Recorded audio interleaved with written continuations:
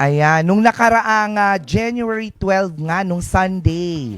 Yes, ginanap naman ang Balsa Race na kilala na dyan sa may Mabini. Yes, oo, yung race nila ay ginanap naman dyan sa may Balincagin River. Yung tinahak ng mga participants ay umabot sa 5 kilometro. Wow, ang layo. So may 9 tayong participants dyan at 4 kada miyembro, ay 4 na miyembro kada grupo. So, 9 barangays yan. O, nandyan ang barangay ni Baliw, Baknit, Kabinwangan, Karanglaan, Kalzada, Poblasyon, Magalong, De Guzman, at Patar. At napakalaki ng nakuha nilang premyo sa first, second, and third. Yung first ay nakatanggap ng 25. Wow, Tama ba ako? Oo, 25. ang first. Oo, at second, 20 at third place naman 15. So, ang third placer natin ay ang Barangay Kabinwangan. Ang second placer, dati siyang kampiyon last year. Yes, ang Barangay Karanglaan. At yung first placer naman dito sa Balsa Race ay dating second placer last year. Diba? Oo, ang Barangay Magalong. Pero hindi umuwi. Naluhaan ang ibang barangay dahil merong consolation prize na 7,000 pesos each. Wow, di ba? So, Napakabongga.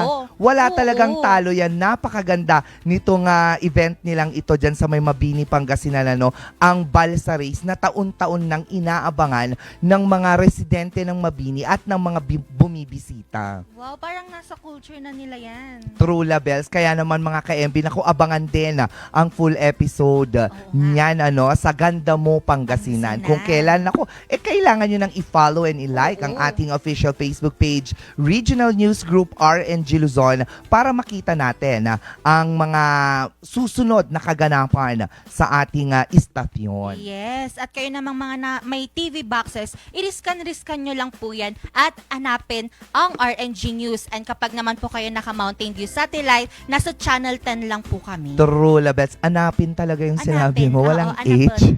Hanapin. Hanapin, sabi mo kasi.